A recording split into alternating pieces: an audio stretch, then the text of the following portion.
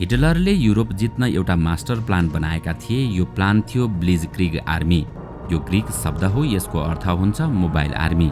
पहिलेको जस्तो नभएर यो निकै तीव्र थियो। पहिलाका सेना युद्धमा पैदल जाने गर्दथे, तर हिटलरले जर्मन आर्मीका लागि नयाँ अर्थात् ब्लिजक्रिग तरिका अपनाएका थिए। यसमा सबैभन्दा पहिला प्लेन अगाडि जान्थे र बम खसालेर सबै बर्बाद पारेर फर्कन्थे। त्यसपछि ट्रक र सेनाका गाडी जान्थे। यो प्रविधिबाट एकै दिनमा 200 देखि 300 किलोमिटरको क्षेत्र जित्न सकिन्थ्यो। अब पुरा युरोप एक्सिस पावरले कब्जा गरिसकेको थियो। त्यहाँ एउटा ब्रिटेन र अर्को स्विजरल्यान्ड बचेको थियो। ब्रिटेन अझै शक्तिशाली थियो भने स्विजरल्यान्ड युद्धमा सहभागी थिएन। तर बाँकी देशहरूलाई हिटलरले जर्मनीमा गाव्दै निकै ठूलो साम्राज्य बनाइसकेका थिए। दर्शकवृन्द, दोस्रो विश्वयुद्धको इतिहास भाग 2 अन्तर्गत हिजोको श्रृङ्खलामा हामीले एउटा सानो देश जर्मनी कसरी विशाल साम्राज्यमा फैलिन पुग्यो यसैको बारेमा चर्चा गरेका थियौं। अब हामी बाँकी इतिहासतर्फ लाग्छौं।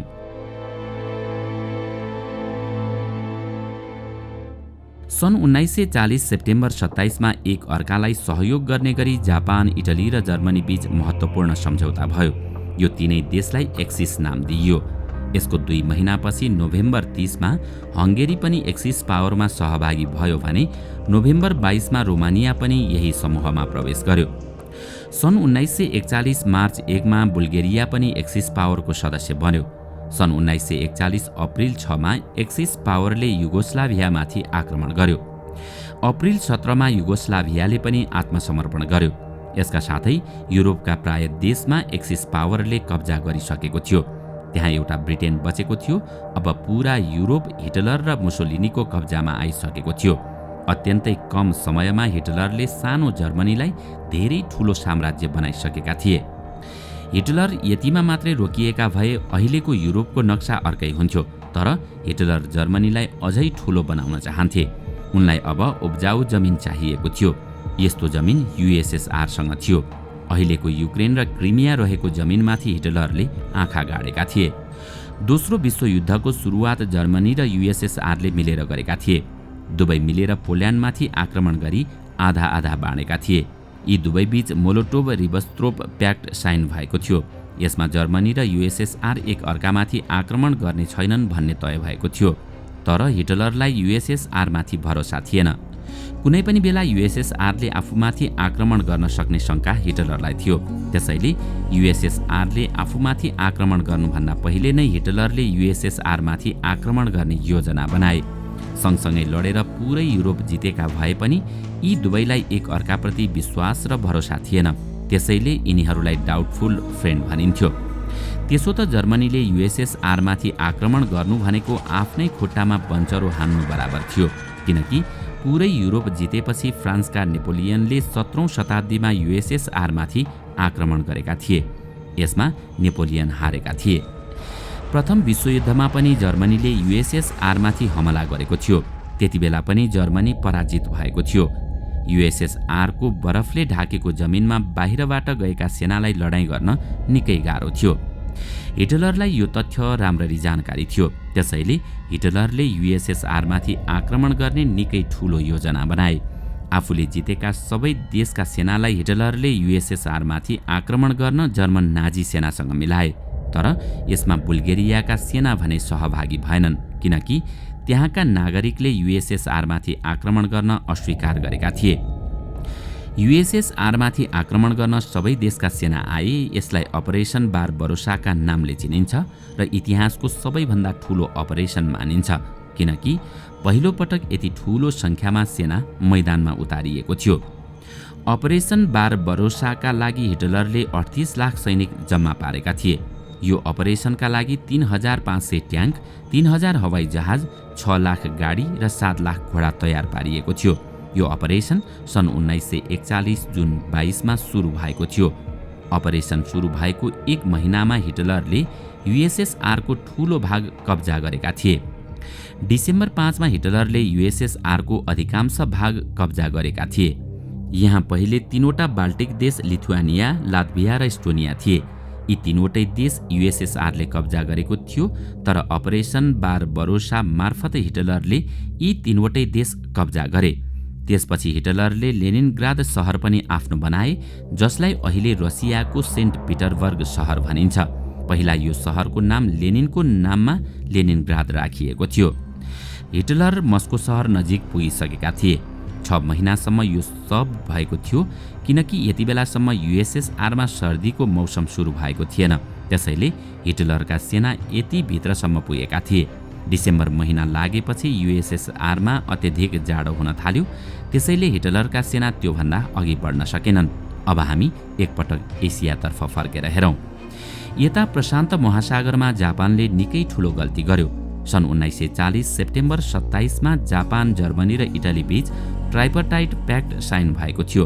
जापान पनि हिटलरसँगै थियो, अर्थात् जो हिटलरका दुश्मन थिए ती जापानका पनि दुश्मन थिए। फ्रान्स, ब्रिटेन लगायतका एलाइड पावर हिटलरका दुश्मन थिए। उति बेला दुनियाँभर फ्रान्स र ब्रिटेनमा कोलोनी थिए।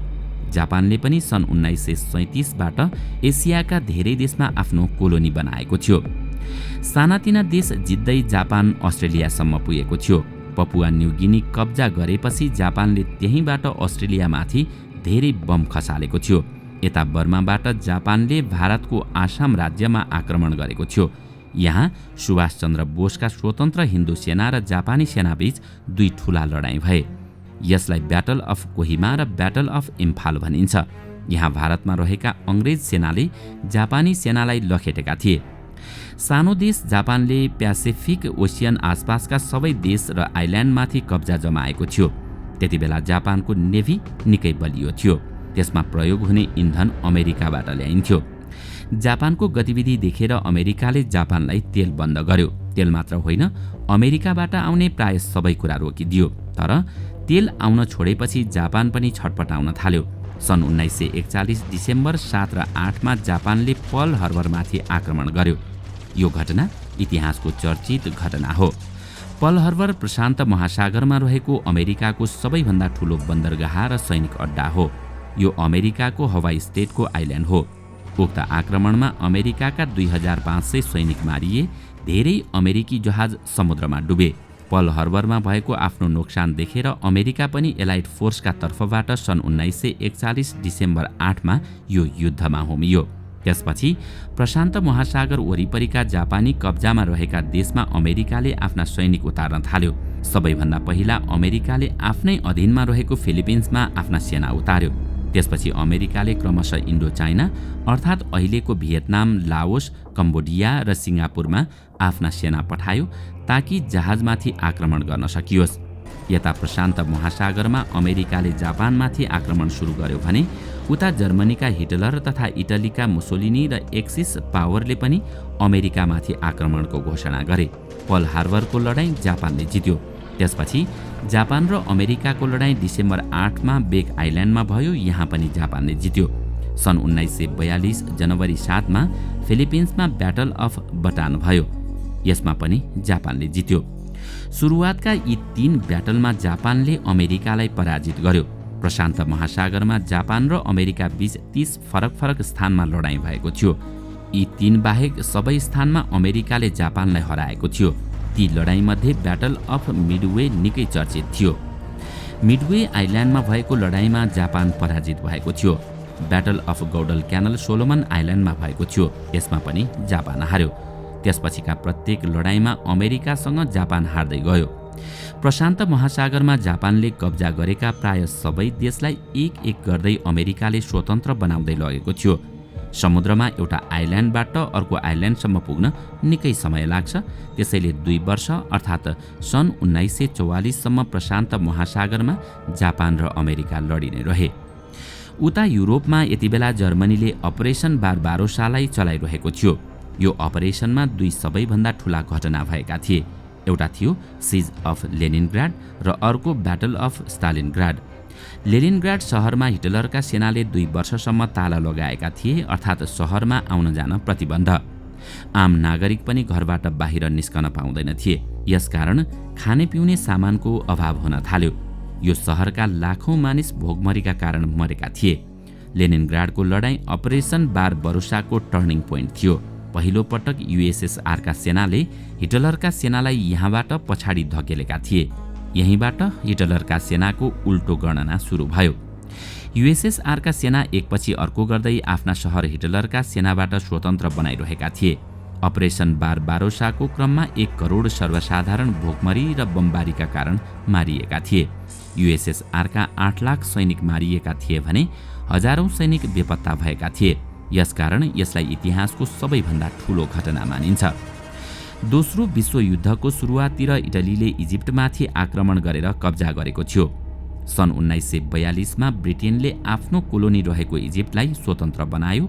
सन् 1942 डिसेम्बर 7 मा इजिप्टमा रहेका ब्रिटेनका सेनाले लिबियामाथि आक्रमण गरे भने अर्को तर्फबाट अमेरिकी सैनिकले मोरक्कोबाट लिबियामाथि नै आक्रमण गरे। यसकारण केही दिनमै लिबिया पराजित भयो। सन् 1943 मे 7 मा एलाइड पावरले ट्युनिसियामाथि कब्जा गर्यो। यसरी एक एक गर्दै पुरै नर्थ अफ्रिका एलाइड पावरले कब्जा गर्यो। यसलाई इतिहासमा नर्थ अफ्रिका क्याम्पेन भनिन्छ। त्यसपछि सन् 1943 जुलाई 10 मा ट्युनिसियामा रहेको एलाइड पावरले इटलीको सिसली आइल्यान्डमाथि आक्रमण गर्यो। यो आइल्यान्ड जितेपछि एलाइड आर्मीले सन् 1943 अक्टोबर 13 मा इटलीको मुख्य भूमिमाथि आक्रमण गर्यो र लगभग आधा इटली एलाइड आर्मीको कब्जामा आयो। त्यसपछि इटलीका तानाशाह बेनिटो मुसोलिनीलाई उनकै मन्त्रीले पदमुक्त गरेर जेलमा हाले र मार्शल पेट्रोले इटलीमा नयाँ सरकार गठन गरे। यो नयाँ सरकारले बिना लडाईँ एलाइड पावरसँग आत्मसमर्पण गर्यो। यताबाट एलाइड आर्मीले एक्सिस आर्मीलाई पछाडि धकेलिरहेको थियो। उताबाट युएसएसआरका सेना पनि जर्मन सेनालाई पछाडि धकेलिरहेको थियो। युएसएसआरले आफ्ना मुख्य सहर स्वतन्त्र बनाएपछि सन् 1943 नोभेम्बर 6 मा आफ्नो प्राचीन सहर किएभ पनि स्वतन्त्र बनायो, जुन अहिले युक्रेनको राजधानी हो। एटलान्टिक वालमा विगत 4 वर्षदेखि हिटलरका सेना तैनाथ थिए। नर्वेदेखि स्पेनसम्म पुरै बोर्डर हिटलरको कब्जामा थियो। 4 वर्ष पहिलेदेखि फ्रान्स हिटलरको कब्जामा थियो। फ्रान्सलाई स्वतन्त्र बनाउन र एटलान्टिक वाल तोड्न एलाइड पावरले अपरेसन नेप्च्युन सुरु गर्यो।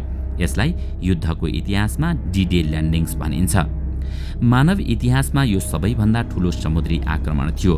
यो घटनामाथि धेरै किताब लेखिएका छन् भने कैयौं फिल्म पनि बनेका छन्।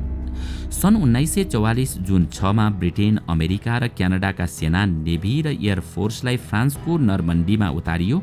यो फ्रान्सको समुद्र किनारामा रहेको भाग हो, त्यसैले यसलाई नोर्मन्डी ल्यान्डिङ्स पनि भनिन्छ। यी सबै जहाज, ट्याङ्क र सेना क्यानाडा, ब्रिटेन र अमेरिकाबाट यहाँ आएका थिए। सन् 1944 जुन 22 सम्म युएसएसआरका सेनाले आफ्नो सम्पूर्ण जमिन हिटलरका सेनाबाट मुक्त बनाइसकेका थिए। उनीहरू पोल्यान्डको मध्य भागसम्म पुगेका थिए। यता एलाइड आर्मीले सन् 1944 जुन 25 मा फ्रान्सको पेरिस सहर पनि हिटलरको कब्जाबाट मुक्त बनाए। अगस्त 15 मा एलाइड आर्मी राइनल्यान्डसम्म पुगेका थिए। भर्साइलको सन्धिपछि जर्मनीले यहाँ आफ्ना सैनिक राख्न पाउँदैनथ्यो, तर हिटलरले दोस्रो विश्वयुद्ध सुरु हुनुभन्दा पहिले नै यहाँ आफ्ना सैनिक तैनाथ गरेका थिए। यसका साथै पूरा फ्रान्स हिटलरको कब्जाबाट स्वतन्त्र भएको थियो। हिटलरको कब्जामा रहेका फ्रान्सका सैनिक पनि अब स्वतन्त्र भएर एलाइड आर्मीसँग जोडिने भए। यसपछि एलाइड आर्मी अझै मजबुत भयो। सन् 1944 सेप्टेम्बरसम्म एलाइड आर्मीले बेल्जियम र नेदरल्यान्डको केही भाग पनि हिटलरको कब्जाबाट स्वतन्त्र बनाए। एलाइड आर्मी अब जर्मनीको सिमानासम्म पुगेको थियो। यता बुल्गेरिया र रोमानियाले पनि युएसएसआरका सेनासँग आत्मसमर्पण गरे। त्यसपछि ग्रिस, अल्बानिया, युगोस्लाभियाका केही भाग पुनः युएसएसआरले हिटलरबाट स्वतन्त्र बनायो। त्यसपछि हंगेरीका नागरिकले एरोक्रस नामक आन्दोलन सुरु गरे। उनीहरूले आफ्नो सरकार समक्ष हिटलरको साथ छोडेर युएसएसआरसँग आत्मसमर्पण गर्न माग राखेका थिए। यसकारण सेप्टेम्बर 12 मा हंगेरी पनि हिटलरबाट स्वतन्त्र भयो। चारैतिरबाट हिटलरको यो विशाल साम्राज्य खुम्चिँदै गएको थियो। यसकारण हिटलरले बेल्जियमको बोर्डरबाट अन्तिम प्रयास गरे।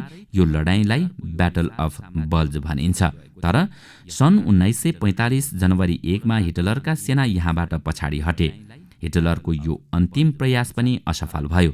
त्यसपछि एलाइड आर्मी जर्मनी प्रवेश गर्यो।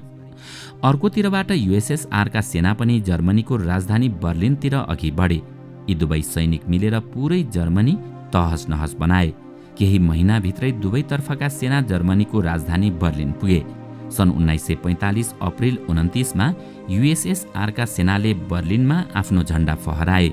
त्यसको भोलिपल्ट अर्थात् सन् 1945 अप्रिल 30 मा आफैलाई गोली हानेर हिटलरले आत्महत्या गरे। यसपछि सन् 1945 मे 7 मा जर्मनीले एलाइड आर्मी समक्ष आत्मसमर्पण गर्यो। यसैगरी सन् 1945 मे 9 मा जर्मनीले युएसएसआर समक्ष पनि आत्मसमर्पण गर्यो। यसलाई भी डे अर्थात् भिक्ट्री इन युरोप डे भनिन्छ। युरोपमा यसरी युद्ध समाप्त भयो। दर्शकवृन्द, दोस्रो विश्वयुद्धको इतिहास भाग 3 मा आज हामीले युरोपमा के कस्ता भीषण युद्धहरू भए, कसरी पुरा युरोप हिटलरको कब्जामा पर्न गयो, जर्मनीले गरेको अपरेसन बारबारोसा कति भयानक थियो, साथै युरोपमा युद्धको अन्त्य कसरी भयो भन्ने बारेमा हामीले विशेष चर्चा गर्यौं।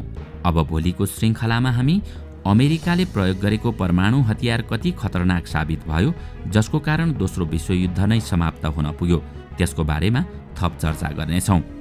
आजको श्रृङ्खला तपाईलाई कस्तो लाग्यो हामीलाई कमेन्टमा अवश्य बताउनुहोला। साथै आजको श्रृङ्खला तपाईलाई राम्रो लाग्यो भने लाइक तथा सेयर गरी हाम्रो च्यानललाई सब्स्क्राइब गर्न नभुल्नुहोला र साथमा रहेको बेल आइकन पनि थिच्नुहोस् ताकि हामीले अपलोड गर्ने नयाँ भिडियोको जानकारी सबैभन्दा पहिला तपाईलाई प्राप्त होस्। आजका लागि यति नै। अर्को भिडियोमा अझै रोचक तथ्य लिएर आउने नै छौँ। तबसम्मका लागि बिदा दिनुहोस्। नमस्कार।